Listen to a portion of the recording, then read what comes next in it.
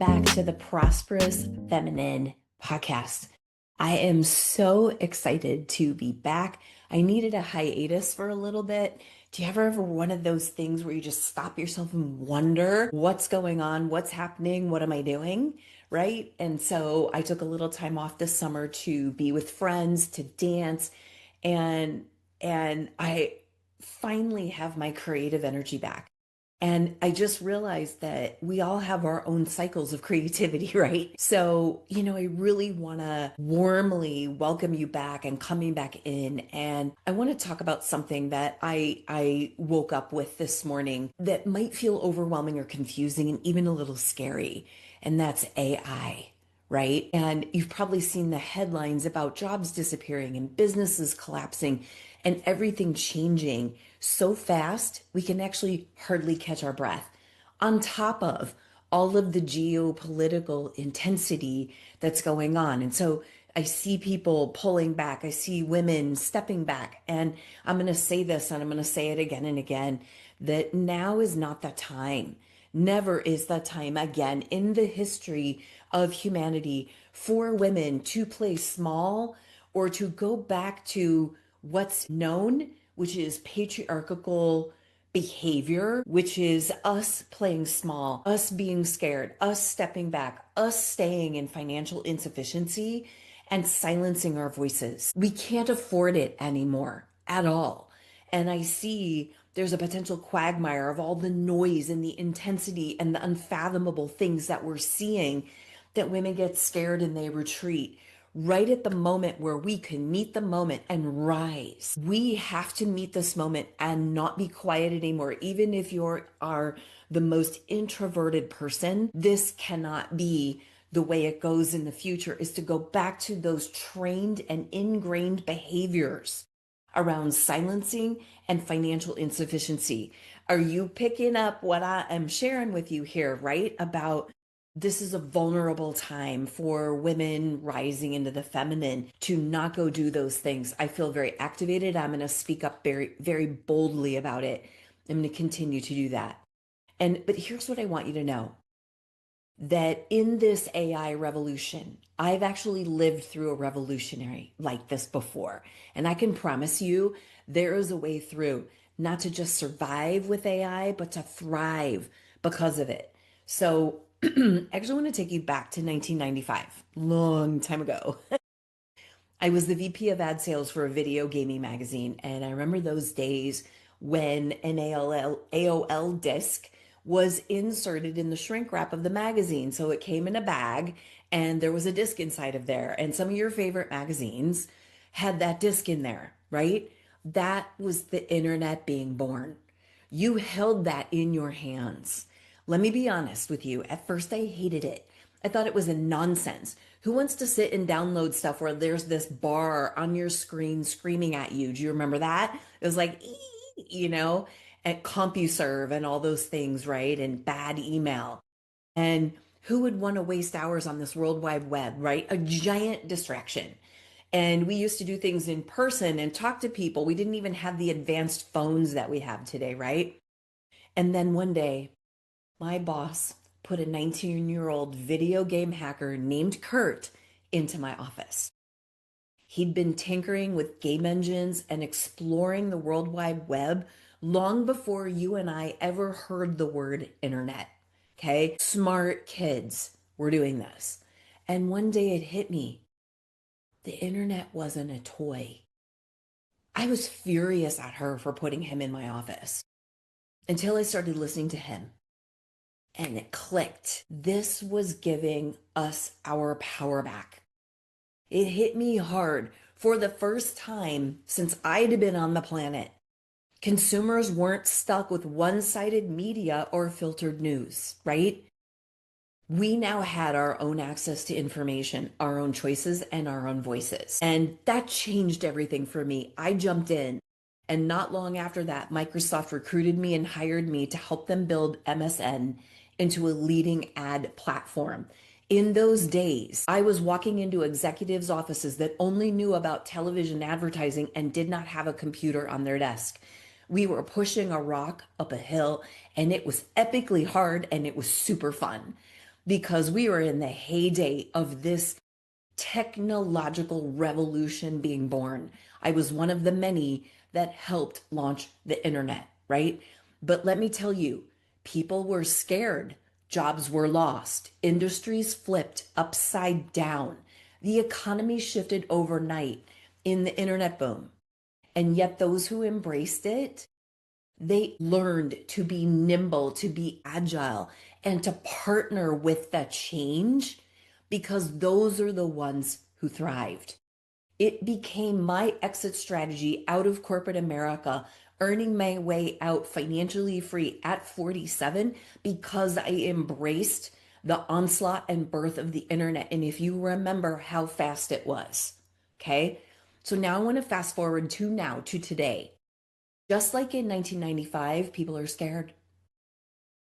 We're being told jobs will vanish, business models won't work anymore, and everything we know is about to collapse. I've been studying digital marketing for decades now, and I'm already feeling a big shift that I'm going to research and be a part of. But here's my truth. This isn't artificial. When we use AI with ethics, intention, and wisdom, it actually becomes authentic intelligence.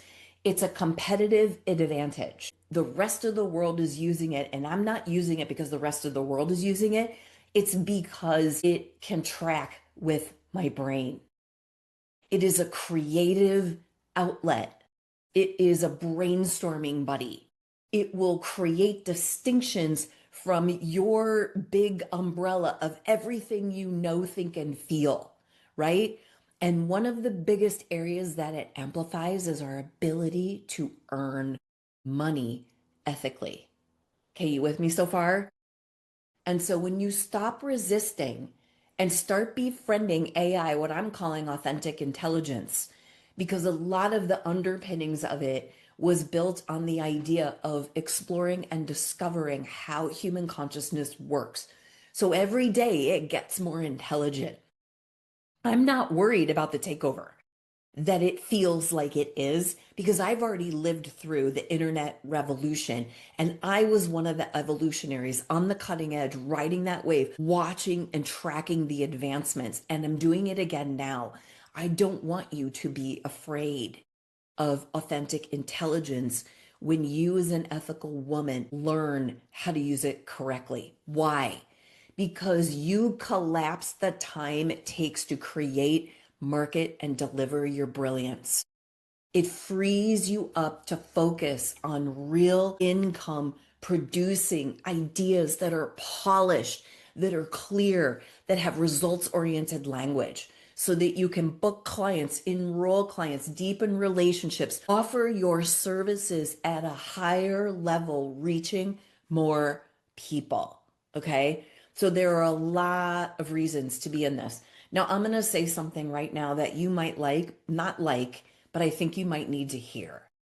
And that is white women in the Western world, especially, I'm going to call us out, tend to indulge ourselves around our money stories, around our visibility stories.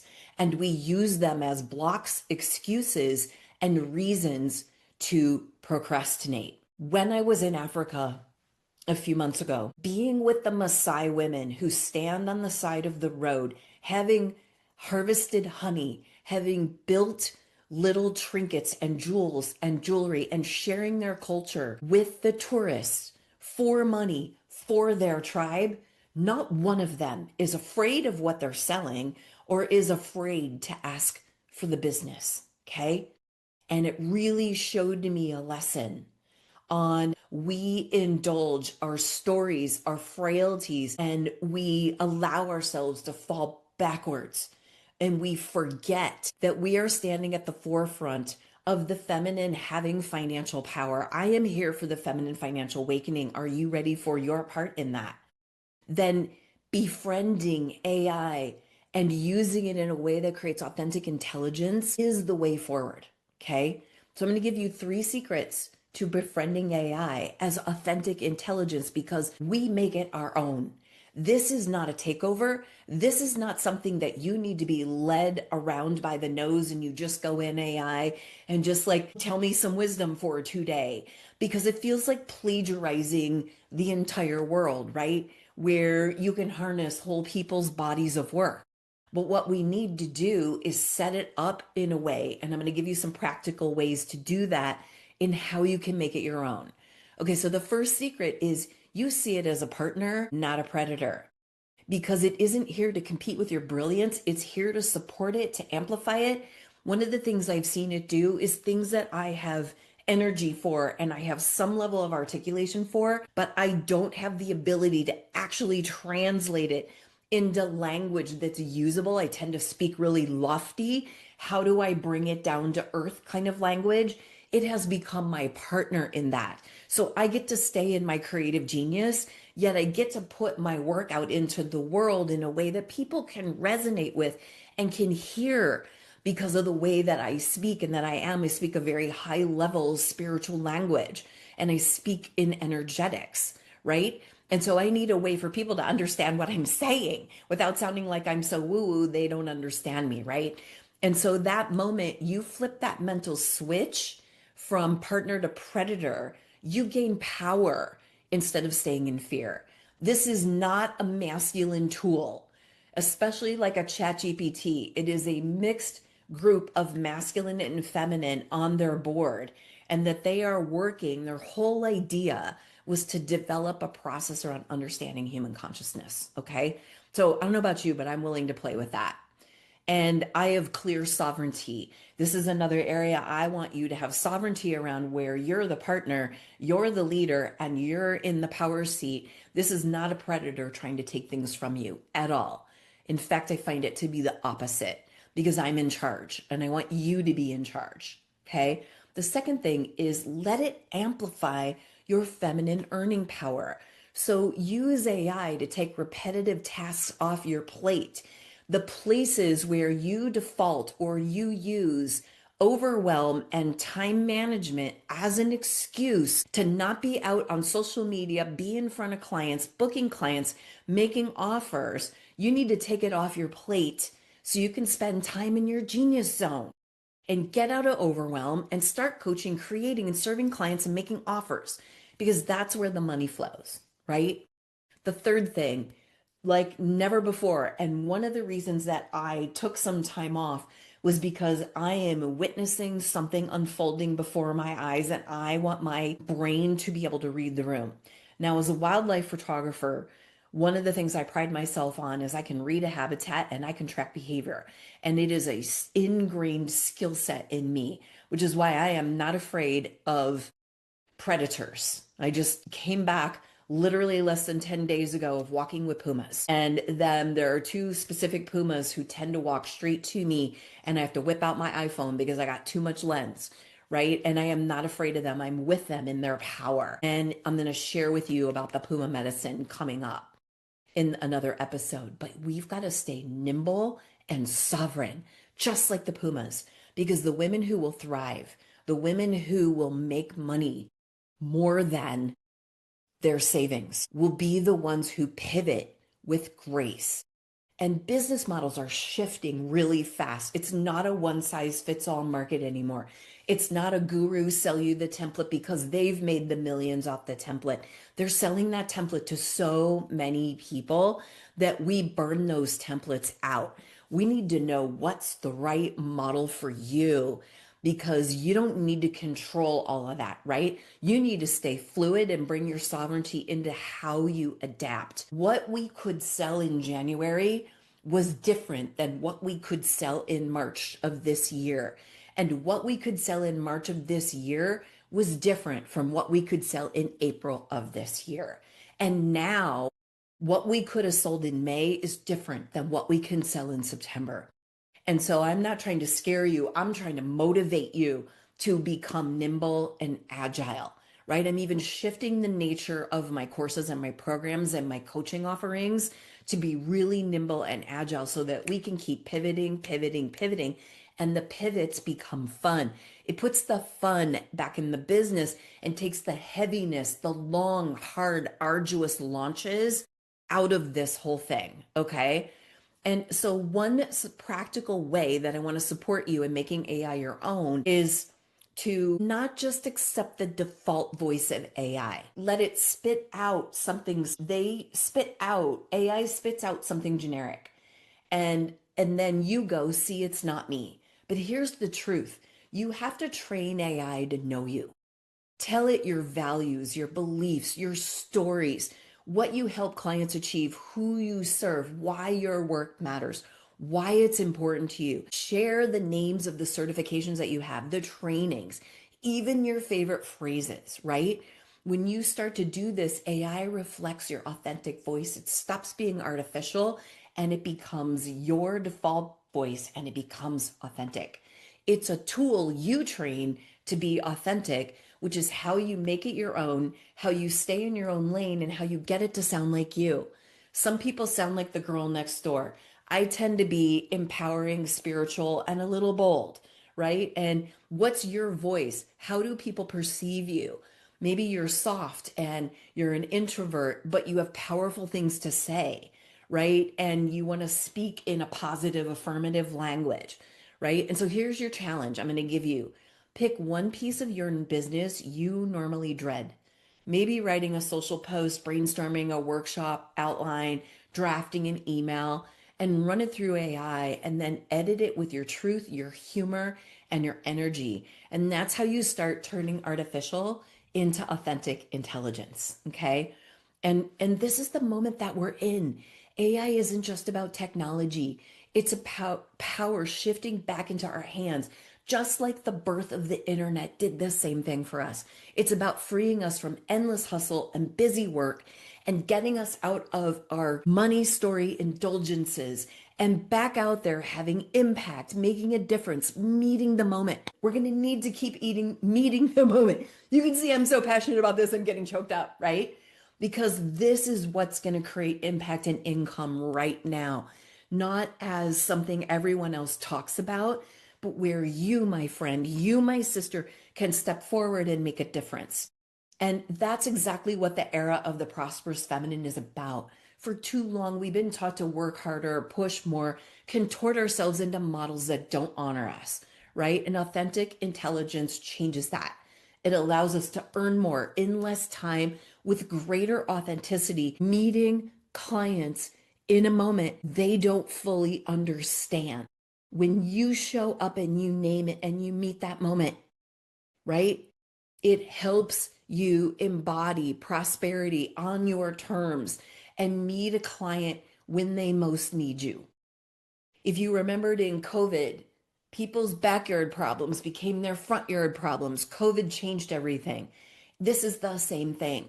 The people were worried about before they realized we were in COVID weren't the same as what became their in their face problems. Where we are right now, every week, every month, every day, the political landscape changes. The wars change. What's happening with weapons changes. The economy changes. We are in mega uncertainty. And sister, you got to get on board with standing in your own certainty and your own sovereignty. And using authentic intelligence is a way to adapt and find again where you fit in. One of the biggest issues about artificial intelligence is it's making people feel like they don't know where they fit. It's got an emotional cost to it. When you step into this in the way that I'm sharing it with you on authentic intelligence, it allows you to earn more and it allows you to be you without being afraid of this revolution. Instead, I want you to befriend it, to claim it, to make it your own, because this isn't about losing power. This is about reclaiming and regaining power and moving forward in power. Okay. It's our time, the time of the prosperous feminine. Until next time, I can't wait for you to tune in. Leave me comments below, share this with people, and let me know what your thoughts are.